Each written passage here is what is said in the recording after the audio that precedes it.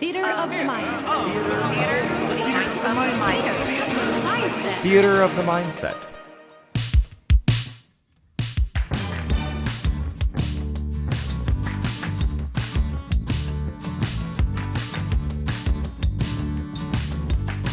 Previously on Camp Do Anything, Evandria and Yankshirebraid had a discussion about the ethics of magic in their partnership and the camp's prospects in the upcoming tournament with ex-Camp Stelshall. Not long after, a camper showed up at Mala's door reporting that the shapeshifter campers known as the Kyles had led another camper past Bunky's alarm spell and into the Great Woods. Splitting up the party, Bunky, Evandria, and Pat take the dune buggy and head deep into the woods.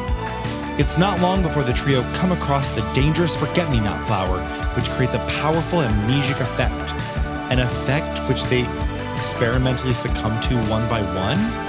Meanwhile, Eleanore and Mala find a deep grave and an active Ouija board spelling out the name of a camper who's long since passed.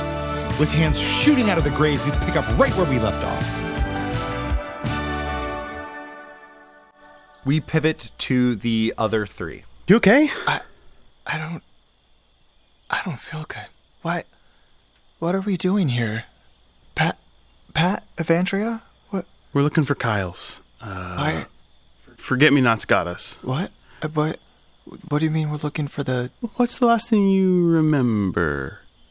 We were just with Tamara on the beach. And now we're here. Bunky? We were with Tamara on the beach last night. No, but... Yeah, it's been a whole day since then. No, but I don't... Yeah, you, walked out of your cabin this morning looking glamorous? But the campers haven't... Can I do an insight check on... Yes. Damn, that's a 17 on the die. 19. Yeah, Bunky is definitely suffering from some type of amnesia and has forgotten all of today.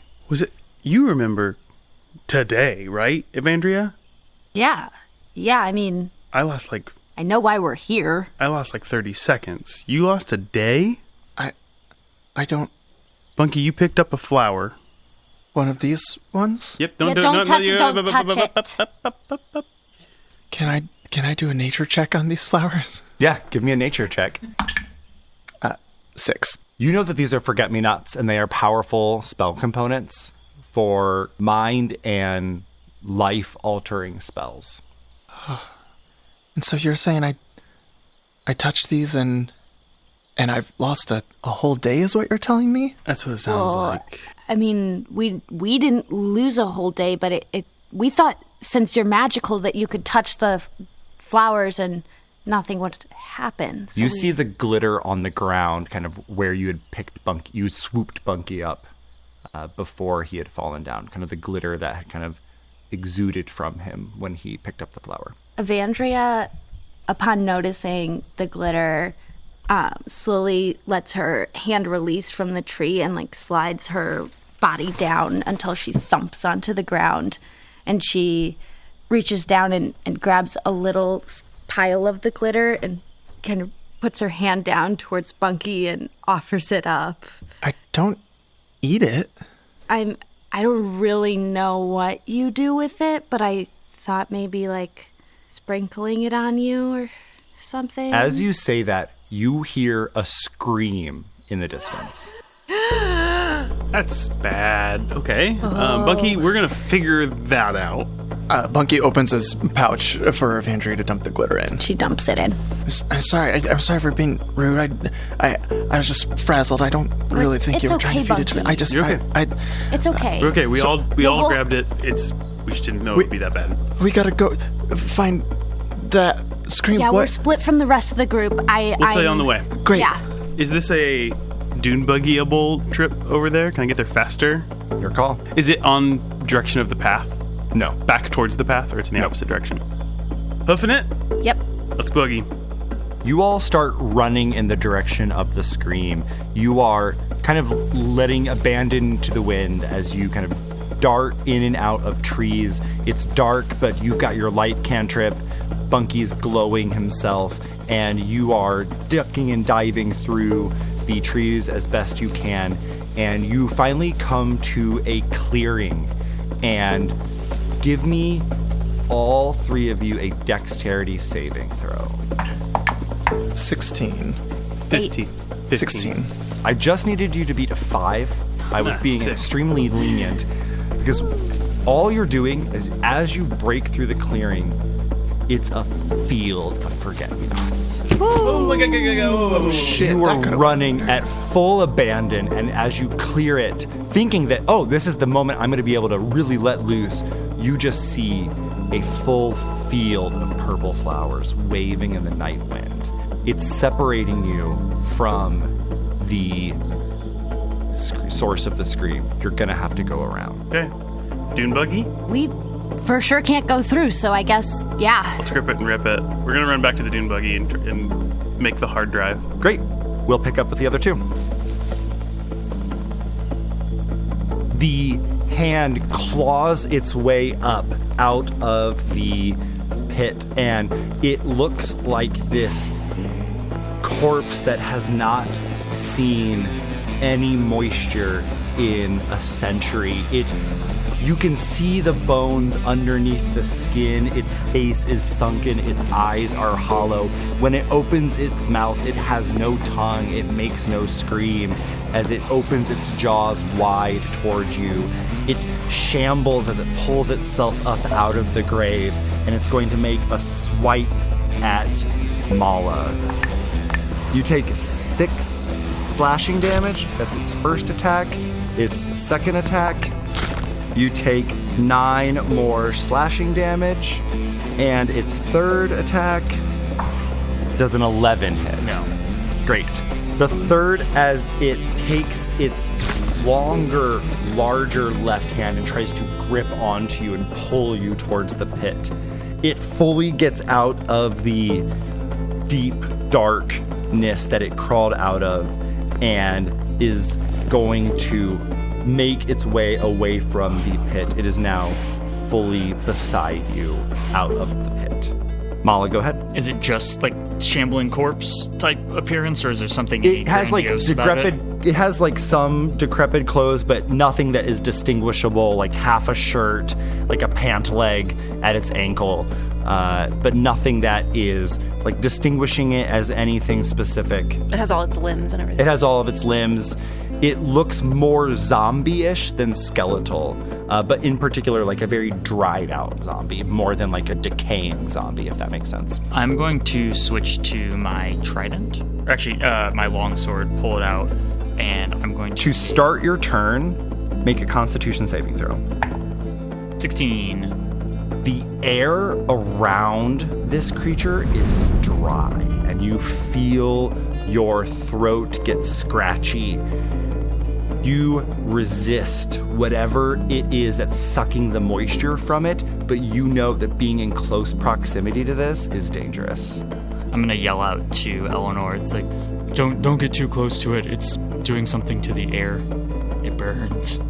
And I will make a swing at it. Natural 1. It's dark.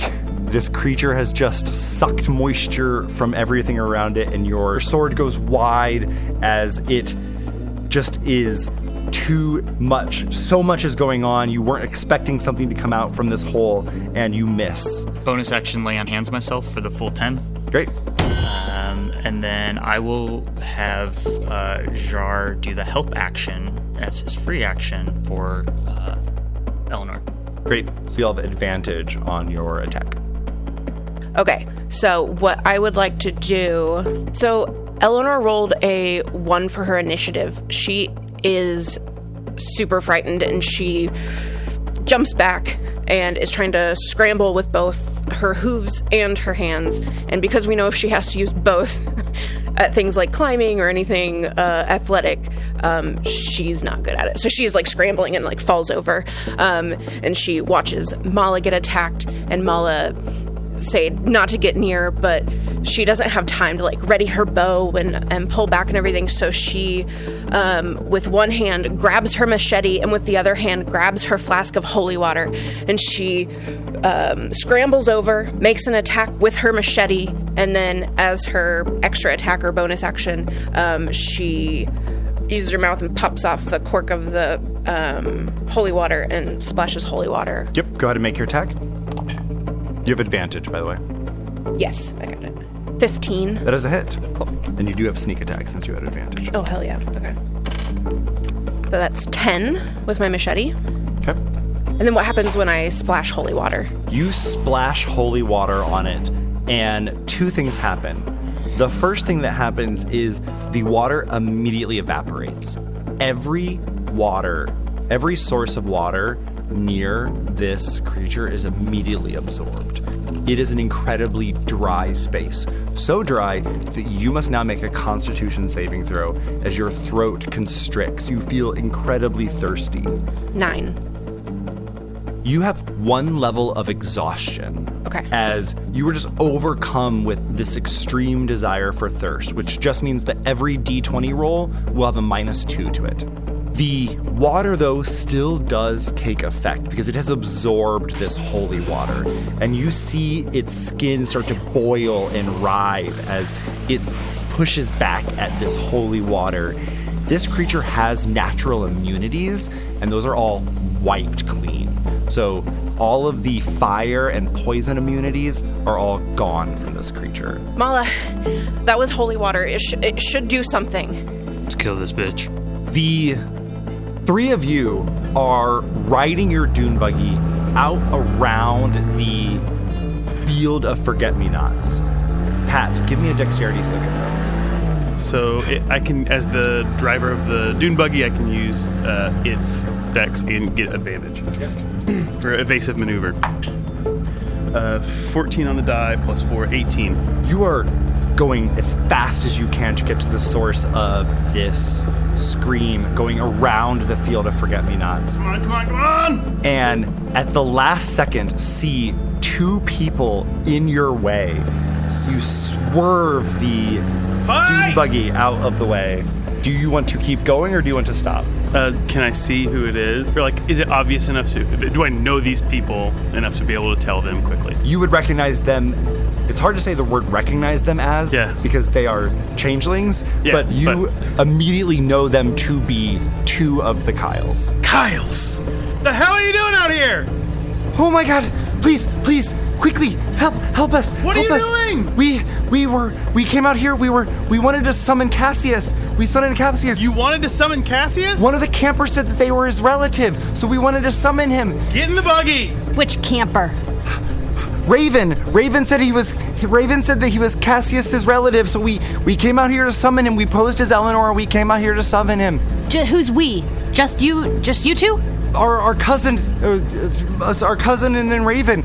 We came out here to summon him, and Raven got crazy and he ran off. Where are these other two? Where are they? They hit Raven took Kyle and they ran off with him. We have to go back to camp. Camp is not really an option right now. Get in the buggy. Tell us where they went with Raven. We don't know. We just ran away. Which direction did they go, Kyle? They ran the other way. Okay, we're going. Let's go. Get in the buggy. They hop in the back. They're just holding on. They look at how Evandria's holding on. They're like, can we please sit in the front seat? Yes, that's fine. Okay, please. They both get in the front seat. They shapeshift down into smaller creatures, two halflings, so that they can buckle up themselves both into the front seat. And they death grip onto each other. God, and you guys are one weird. of them holds onto your shoulder extremely tightly, and the other has a hold of one of the crossbars.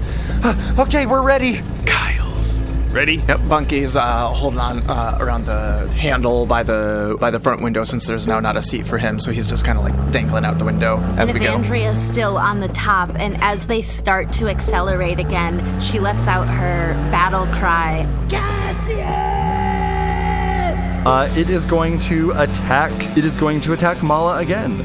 The first attack, nat 20. You take 12 slashing damage. Next attack, 13. Does not hit.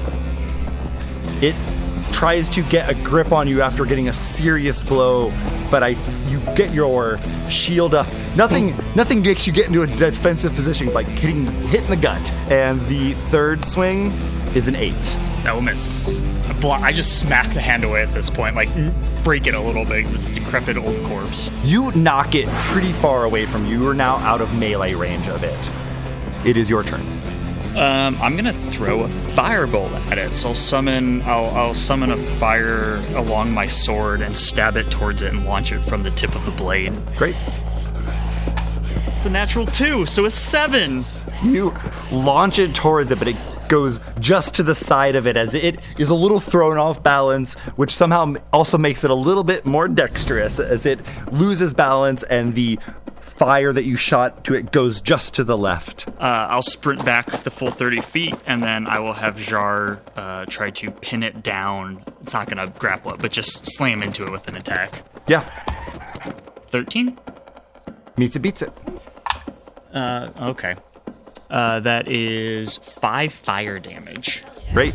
And all of that goes through thanks to the holy water. We will go to Eleanor. So is he like on fire a little bit? Yeah, he's got a little singed. Okay. Eleanor, now having a little better control of herself, she's exhausted, but she stands up, throws the holy water flask over her shoulder because it's empty, and then she sees Mala catch it on fire a little bit, and so she still has her machete, and she pulls out oil as well, and again she takes one swipe with the machete, and then she will aim the oil at the fire and throw splash oil on him. Great. Go ahead and take your swing. Don't forget your -2 from your Yes. roll. And I don't have advantage, right? That was just You do for not. that one roll. Okay. Yep.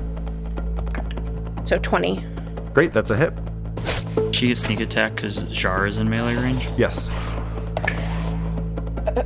6 damage. Okay. And then, am I able to use my hooves? Yes. Okay. As a bonus action, I hit him with my hooves. 11. That is a miss. And go ahead and give me a ranged attack to try and hit him with the oil. So just dex plus proficiency -2. So just dex since proficiency is +2. Oh, okay. 15. 15 hits. Hell yeah. What was your Phoenix damage? 5. 5. What was the dice roll? On the damage? What dice did you use to roll? 2d4. 2d4? Roll 2d4 again. I don't know. You may want to roll it. I'm not doing hot. Oh, no, never mind. 6. You hit the patch of little bit of charred flesh that's on his shoulder with the oil. It smashes and it reignites the flame in a brilliant flash. It does fully extinguish that flame, but he takes 7 more damage from the fire that sprouts in his face. You hear from the pit more sounds of things climbing up. The other thing you hear as 2 headlights come up from around the corner, and I will have the other 3 of you roll initiative. Oof. We have 9 and 1. They're going to go for it. I used all my holy water. Here come the rules. 5, only because I'm stressed. Otherwise, I'd have been at 20. 4. Okay. Here come the bad rolls. Don't you worry, everybody. 21. Okay, there we go. With that, Evandria, you come up on the dune buggy, and all you see are a slightly charred, decayed-looking creature standing beside a large hole, and your 2 friends, Eleanor and Mala, standing seemingly in combat with it. What do you do? Where's Yanks? Yanks, good question. Yanks is currently flying around, making the sound. Okay. So she is immediately upon seeing something that looks like it is attacking her pals, she is going to perform a full stand surf maneuver as they screech to a halt in this dune buggy. And so train her hand on the head of this zombie, and she's going to take a quick look around for Yanks and say, "Yanks, hunter's mark, let's go."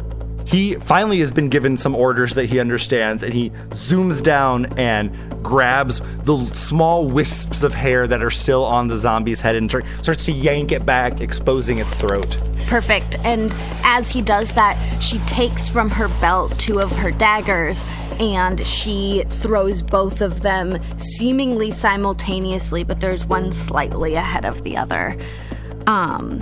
And she does this as she's like in the air jumping down. And so for the first one, does a 22 hit? Yes. And then a 9. The 9 is a miss. Okay. So the one dagger just barely misses and it goes straight into a tree with a loud thump.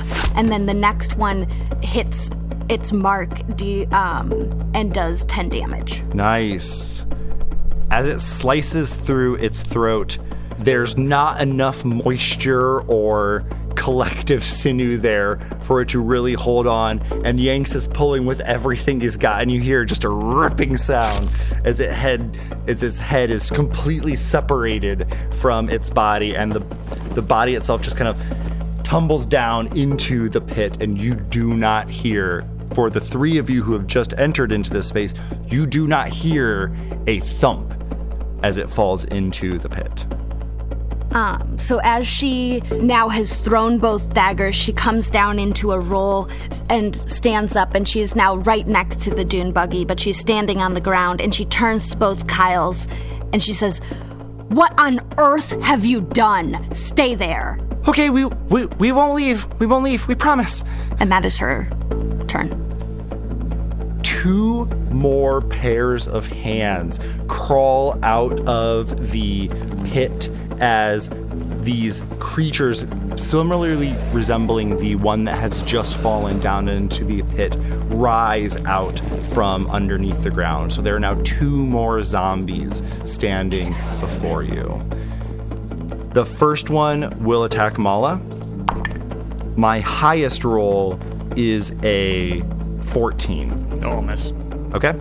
And the other one will rush at Evandria. My highest roll is also a 14. That hits. My other roll is well If under it 10. meets it. Yeah, meets it, Yeah. beats it. So, Give me a Constitution saving throw. 10. You feel the air around you dry up. Your hair gets frizzy and your ends split as even your hair gets dry. You feel your fingers crack, your lips start to bleed from the dry air, and you take a total of 5 damage and have 1 level of exhaustion. What type of damage? Great question. It is slashing damage. Damn it. You take 1 level of exhaustion, which from here forward means you -2 from all of your D20 rolls. Okay. So they're not doing necrotic damage. They are not doing necrotic damage. At least not yet. And so as this is happening to her vision kind of gets fuzzy, and she just, first the face, then the fucking hair. And this just seems to enrage her. You've got one of these zombies engaged with Evandria and one engaged with Mala as we arrive at Mala's turn. I'm going to sprint away Okay. using my bonus action dash that I Great. get through my orc thing. Yep. So Mala is going to be like, guys, I need a break. I'm looking real bad, and I will just sprint off. I gain 2 temp HP from that, and I'm going to take cover behind the buggy. Okay. And then I'm going to cast Cure Wounds on myself. So my hands will writhe in like white flame, and I'll just press them to all my wounds, and it will cauterize them shut. And I get back 12 HP. Nice. So I'm up to 15 with 2 temporary, and that's bonus action, movement, and action. So my turn's done. Awesome. You all see Mala run away and do some quick recovery as they have taken many a hit. Go ahead, Bunky. Bunky, when arriving at the scene, is just angry. Because he's already, as far as Bunky is concerned, he's just finished a very stressful downtime. And now finding out, oh, it's even worse because I have lost some of myself. So he's just he's hurling Chromatic Orb. Hell yeah. Not a D&D game, folks, unless a player throws their dice on the ground. That's an 18. That is a hit.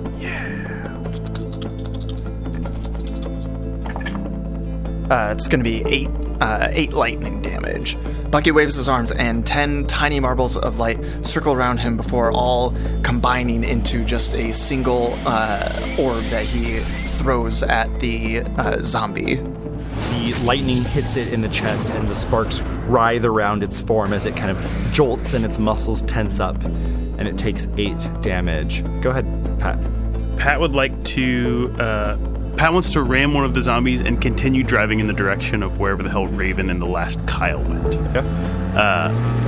So I'm going to take a little dex throw. It's a 12 plus 4, 16. That is a hit. To hit. 7. I will say that this is the one that Mala left behind. Yep. So you have split some of this damage as just truly like roadkill. You hear a doo-dum, doo-dum as you run over the zombie that was kind of standing by itself, not the one that was engaged with Evandria.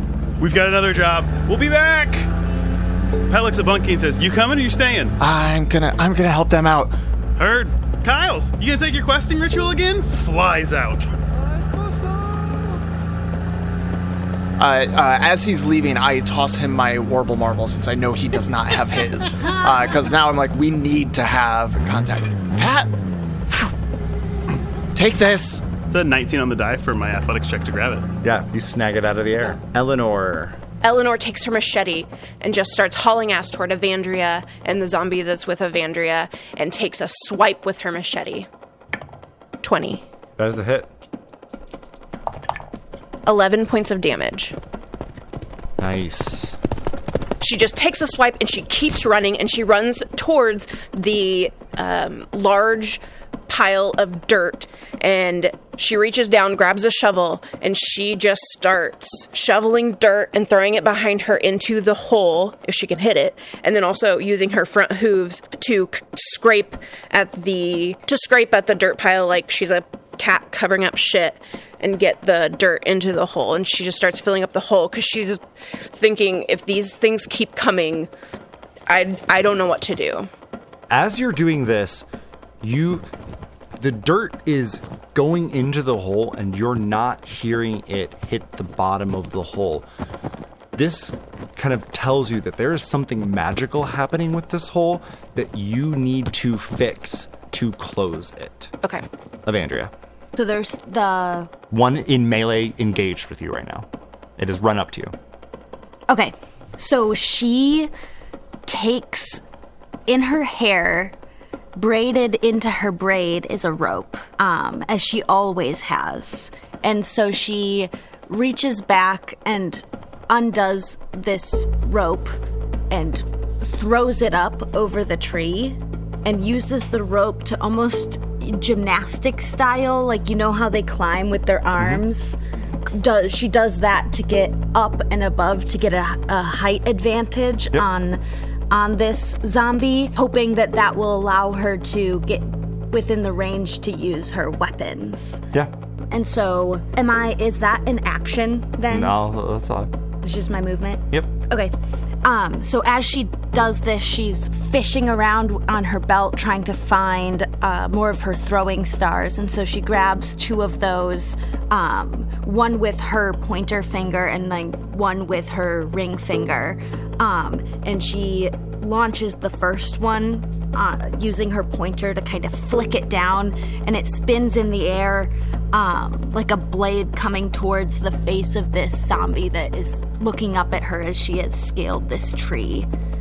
I think Yankshirebraid sees you do this, and he's going to fly to the one that you were attacking and move your hunter's mark to that one as your bonus action. Oh, perfect. Yes, that's exactly what she needed in this moment, isn't Yanks?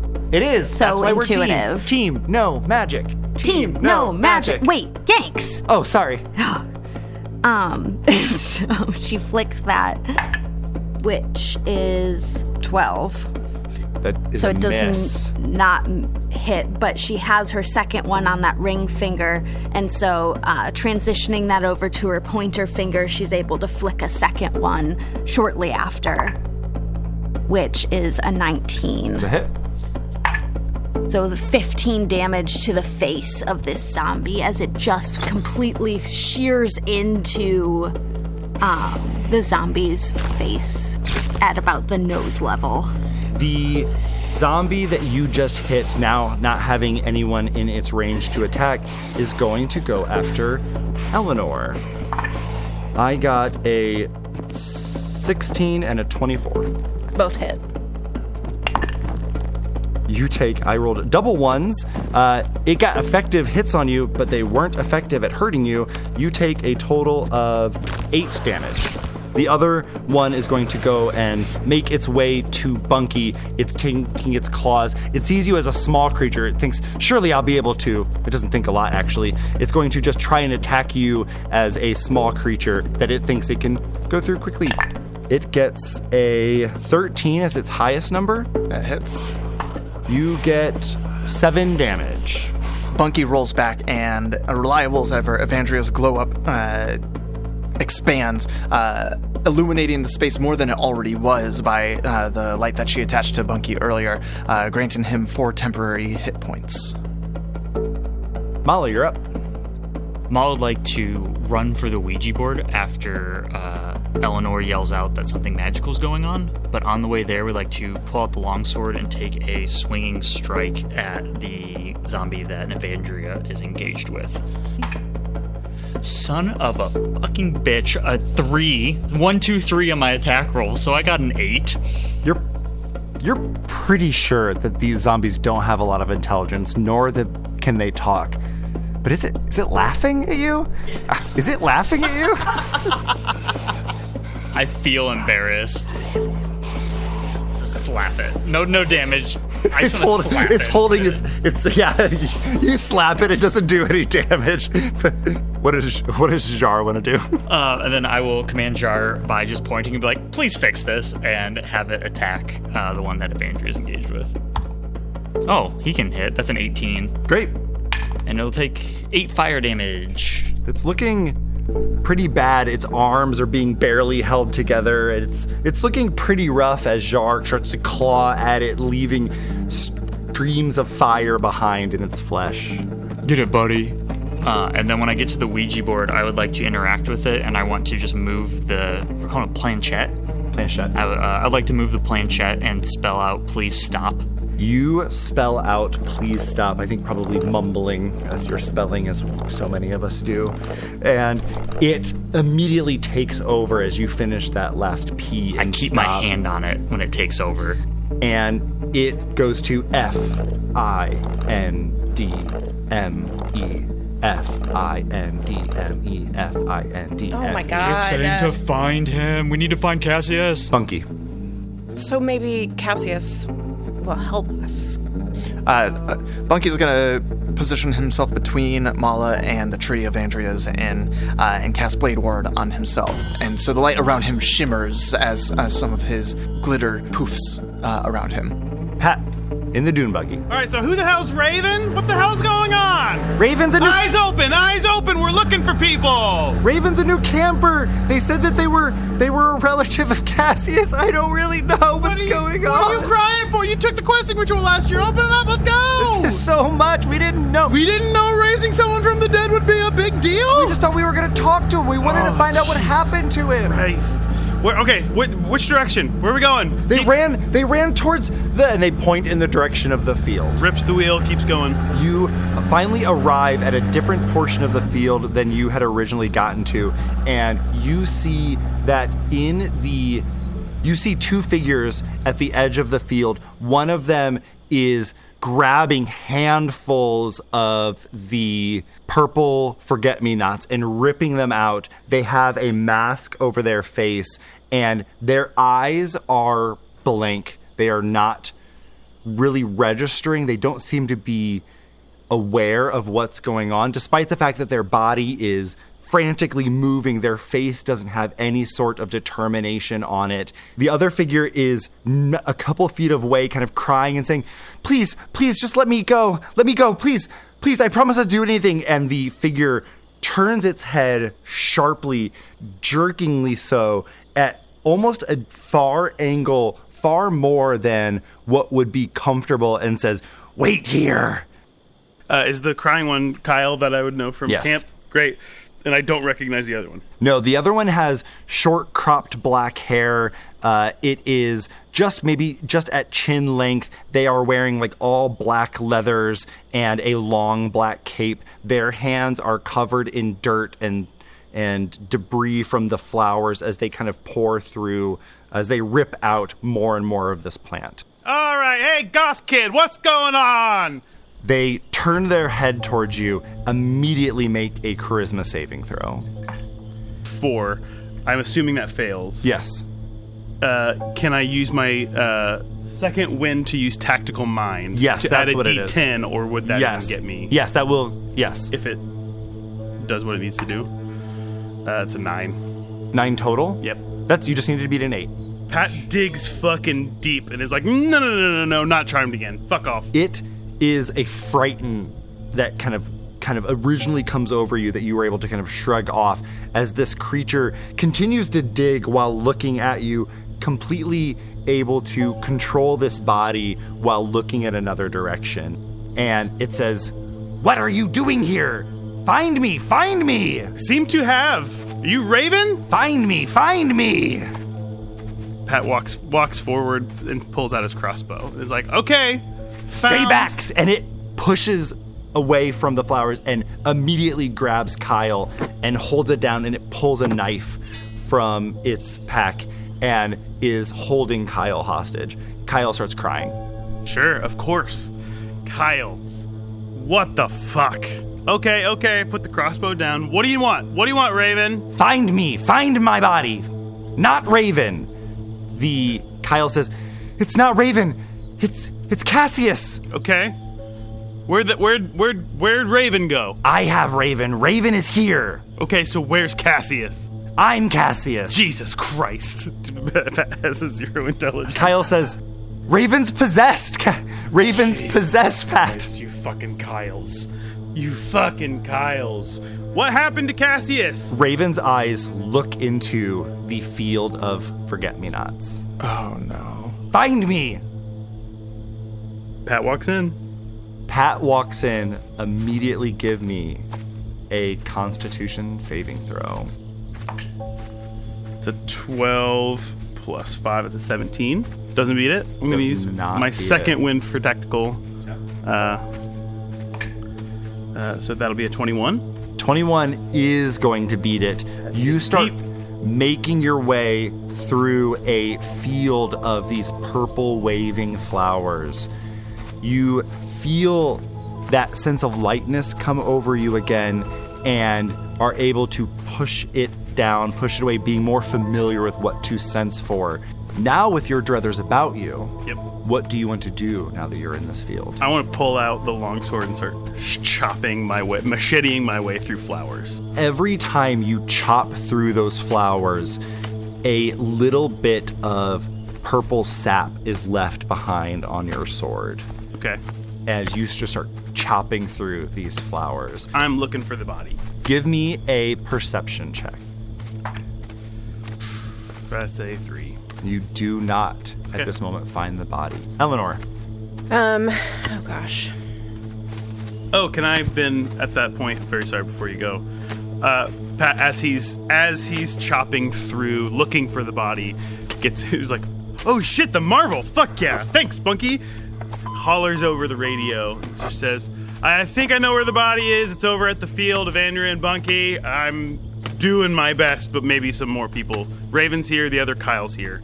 Eleanore does interpret the find me from the Ouija board as Cassius saying, find me. And then after hearing Pat say what he just said, over the warble marbles, she takes off after the dune buggy tracks.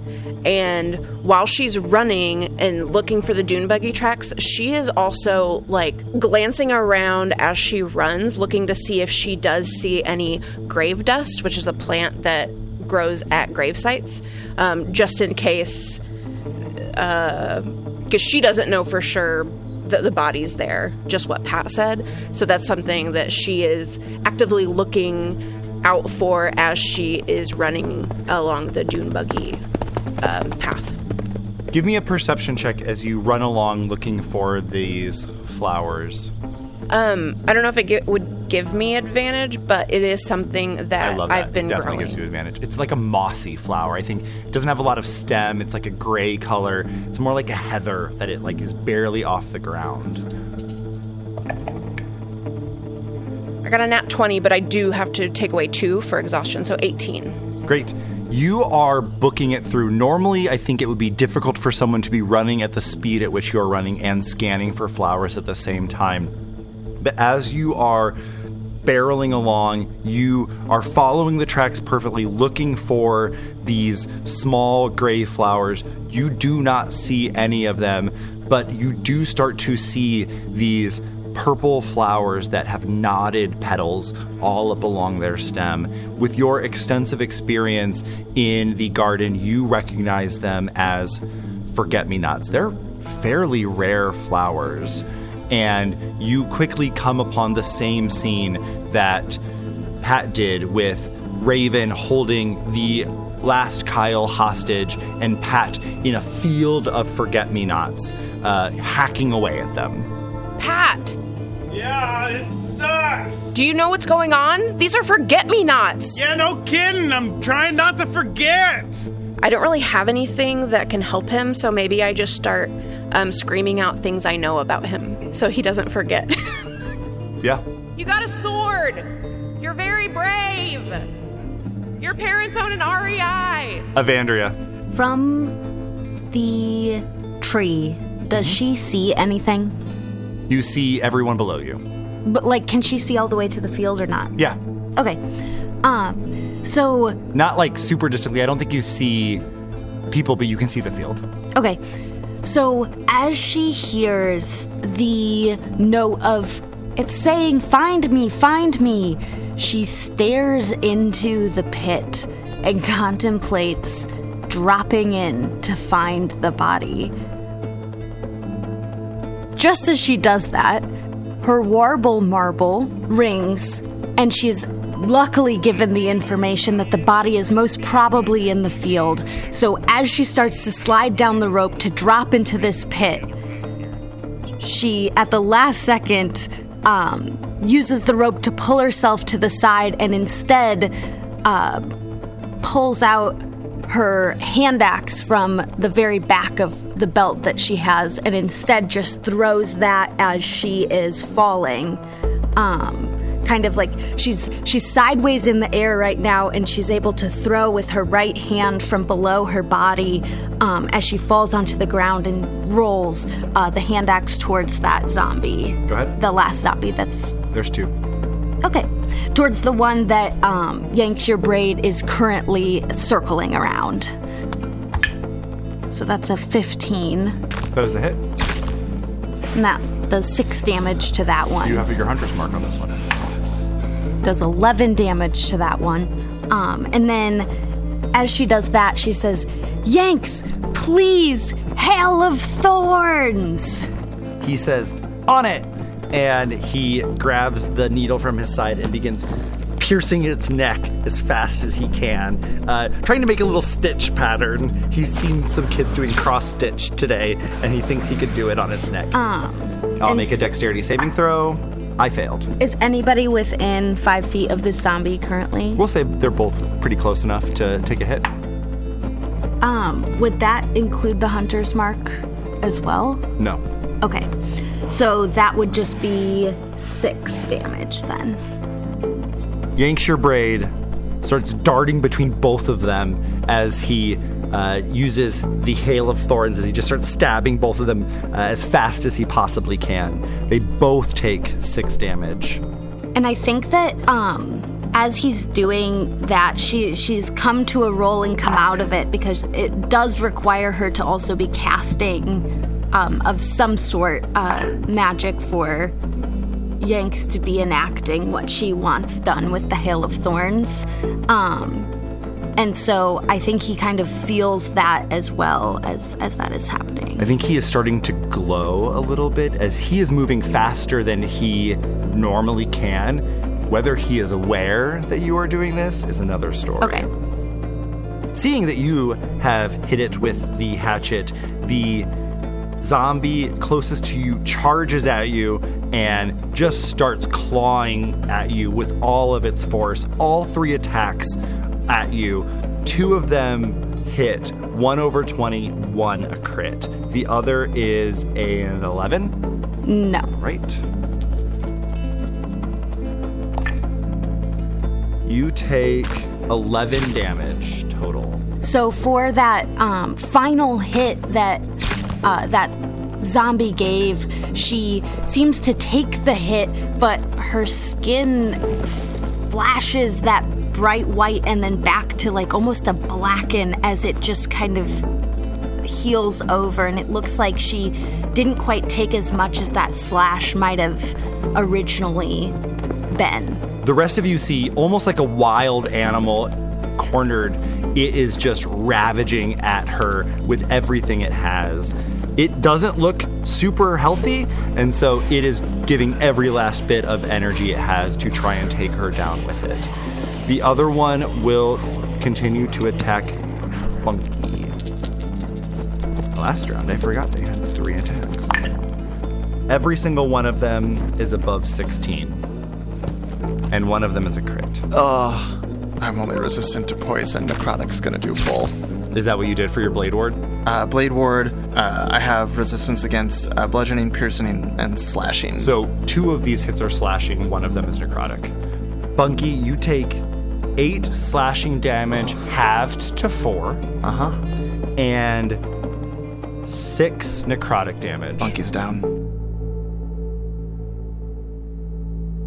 Bunky goes down. As the other zombie, also near the end of its life, just begins to tear into the craft that is Bunky. You see popsicle sticks flying off, glitter shooting everywhere as Bunky goes unconscious. All right, Mala, you are up. Hearing the popsicle sticks being ripped from Bunky's body, Mala will turn around, throw the sword over the back of his shoulder, and just start slow walking towards the zombie that's ripping him to shreds. And we'll point to Jar and say, light him up. And I will get the help action from him to go fight the zombie. That is a crit. Yeah! And I'm going to Divine Smite this. That's great. So I believe that's 6d8 plus 2d6. Right? Mm-hmm. So that is 7 slashing damage. Oh, just 7 slashing damage? And 28 radiant damage. I mean, this thing is dead, so what does it look like? I think he'll drop the shield and just double hand like he's pulling a great sword out, even though it's just a long sword. Switch to like the two-handed property and just slam it down so much that the ground cracks beneath it as a wave of radiant energy like blasts out, and there's just this maybe foot deep crater in the ground as the body like splinters because it's dry and desiccated, right? So the bones just splinter away. It is absolutely decimated. Where the sword cut down, there is a red-hot char from the divine energy that you left behind, as it is absolutely decimated. I'll turn to the next one and say, you're next. Bunky, death saving throw. You have disadvantage. 7. That is a fail. You have always known Bunky to be a bright, brilliant craft, and his colors are muting quickly. The pinks and greens and blues are fading like they've been in the sun for weeks. The glue that's holding him together and magic is looking more and more like just glue. Pat. First things first, give me a Constitution saving throw. That's a 12. That's a failure. Ooh. Pat. Heroic inspiration, because I'm a human. Okay. That is worse. It's 11. Eleanore, you see as Pat is swinging through these forget-me-nots, his sword coated in purple ooze goes down. You have a family. Your brother's here at camp. He's waiting for you to come back.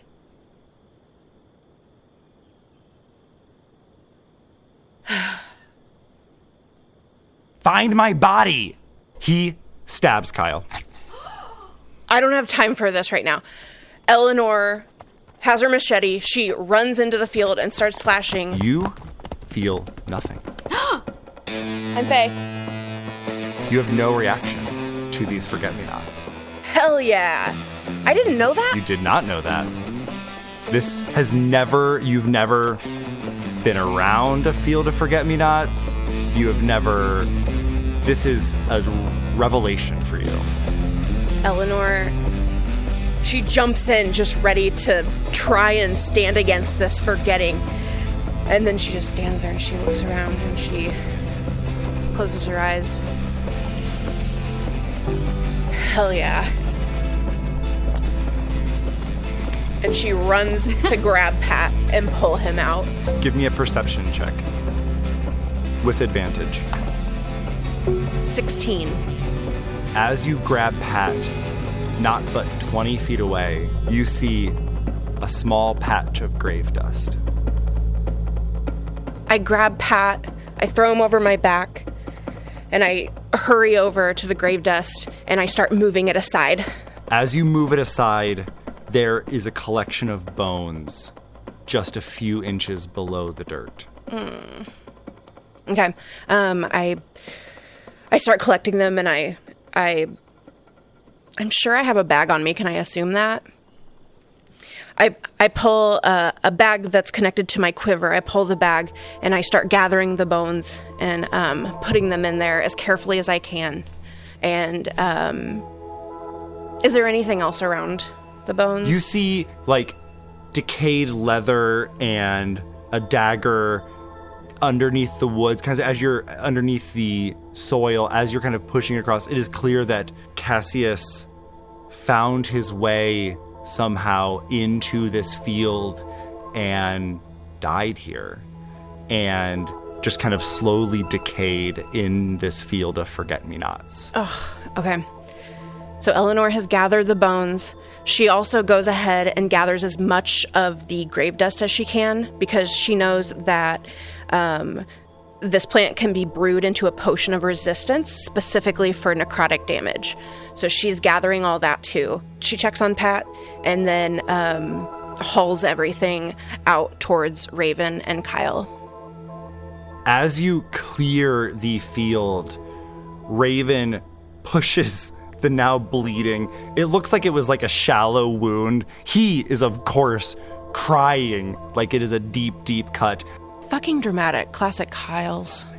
Especially in comparison to the wounds of some of your friends currently. He is going to be okay so long as he gets medical attention in the next few hours. Raven approaches you, and a mist escapes from his mouth and ears and nose and floats out of the body as Raven collapses to the ground. And the mist doesn't take on any form, doesn't take on a visage of any sort, but you kind of inherently know that standing in front of you is the ghost of Cassius. Do I feel any... Because Raven was kind of going crazy. Do I feel like Cassius is going to try and hurt me? I think you have possession of Cassius's mortal remains right now, and as such have some degree of protection and maybe control over Cassius. Okay. It wants to be, like, finally laid to rest, is the message that you are being given. What happened to you? I think when you ask this, you see a flashback to many, many summers ago. It's hard to tell exactly how long ago. The attire looks somewhat familiar, but you see a camper from Camp Do Anything wandering around the woods. Maybe they're on their questing ritual, maybe they're just exploring, and they come across a small patch of forget-me-nots. Unaware of exactly what they are, they kneel down and grab the patch of forget-me-nots and immediately come under the spell. The lackadaisical, almost distant stare appears over Cassius's eyes, the youthful gaze kind of becoming vacant as he wanders towards what you recognize as the field that you were just in, and he lays down. All of the forget-me-nots begin to sway in synchronization as you see time begin to pass quickly as his body decays.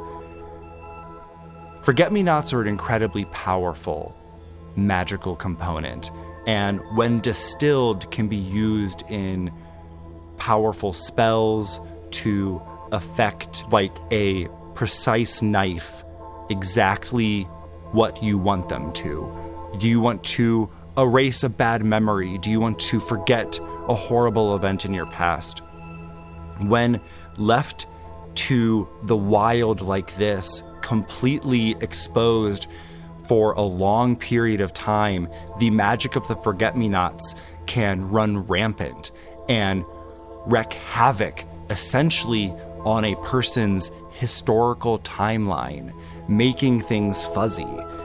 People will remember you doing one thing, another person will remember you doing another. Someone will remember you achieving an athletic feat, another person will remember you not being athletic at all. And it dawns on you that the reason no one knows what happened to Cassius is because Cassius died in a field of forget-me-nots, and what they did was disguise his death entirely. You feel the desire from the visage, the semblance of Cassius's spirit in front of you, just want to be laid to rest and want to be actually remembered.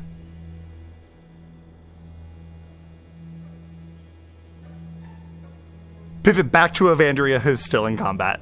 Immediately upon seeing Bunky go down and you walking over to Bunky's now partially torn body, she flies over, screaming in her classic battle cry fashion, "Bunky, no, you fucks!" And she is now so mad.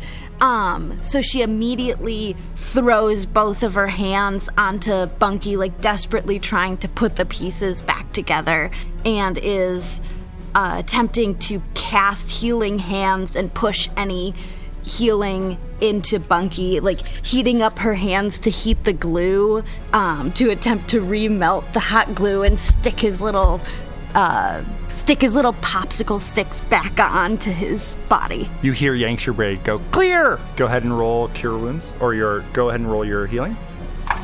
6.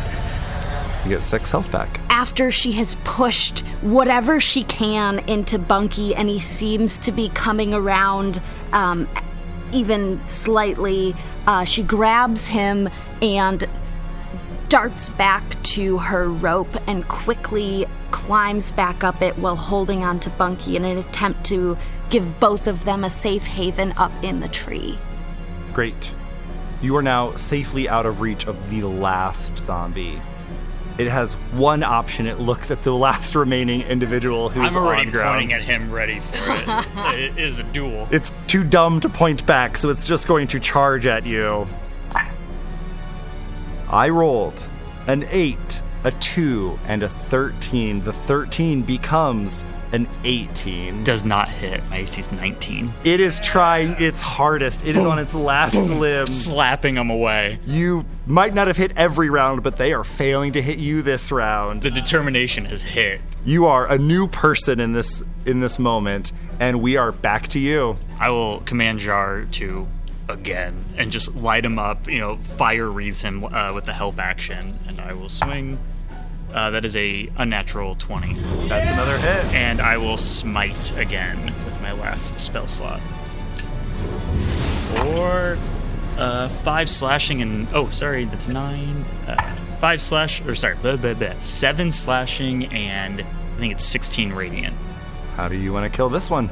I just want to stab it through its chest and have the holy flame of the smite spread throughout its body and burn it to a crisp so there's not even bones left. I think as you do this, Jar, having assisted you, flies up into the sky and just lets out a flare, particularly giving light to everyone in the area, even as far away as you are, Eleanore. You see that in the distance, you see Jar up in the air, kind of letting out this solar flare of fire above you.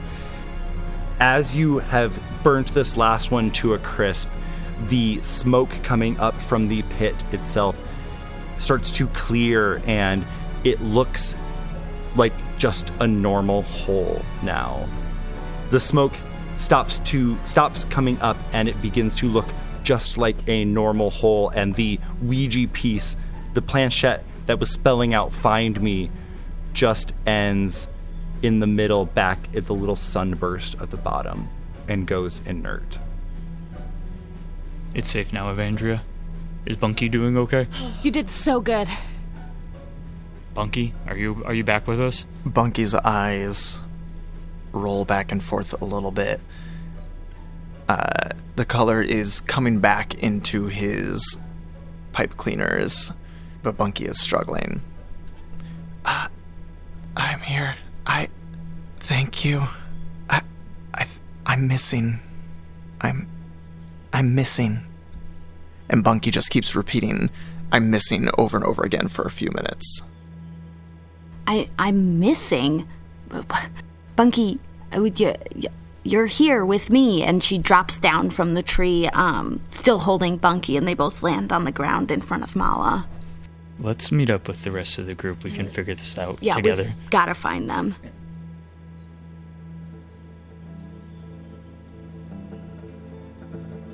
Eleanore has the bag of bones, and she has Pat on her back, and she has Kyle there. Hey, help Raven up, and can you help Raven back? Yeah, I think I can. As he grabs Raven and picks them up. Okay. They start walking back. She sees the dune buggy and the two other Kyles, and she looks over her shoulder and sees Cassius still hovering there, or what she knows to be Cassius still hovering there. And as he slowly starts to fade away, she thinks about how proud she is of herself for essentially being a big part of solving this mystery.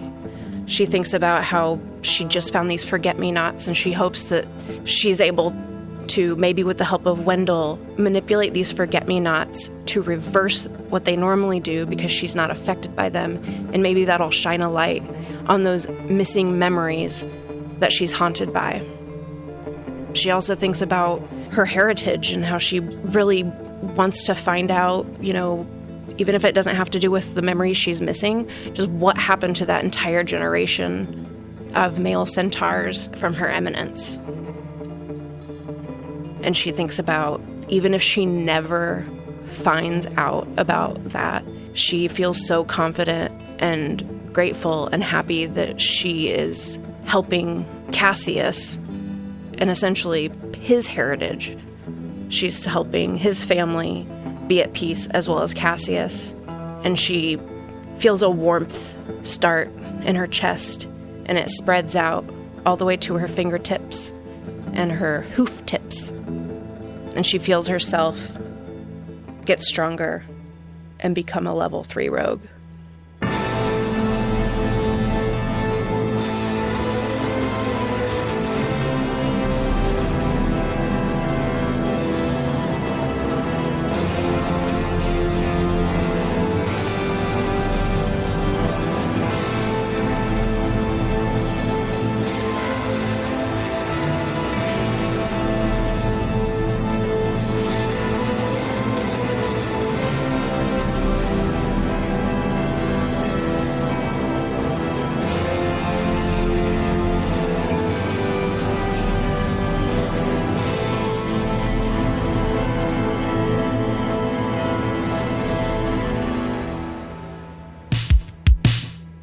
Thanks for listening to Can't Do Anything by Theater of the Mindset.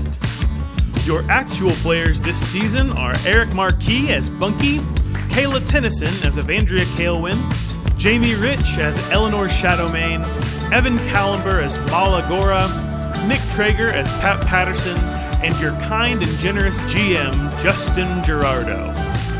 If you're enjoying our show, you can help us out by sharing it with a friend, subscribing on your favorite podcatcher, following us on social media, talking about us on Reddit, or pitching in for coffee on Patreon. Theater of the Mindset is entirely made by humans with original art by Christina Valdez, original score by Willis Miller, and audio post-production by Nick Traeger at Studio 3607. Thanks for listening and stopping by Can't Do Anything. We'll see you next week.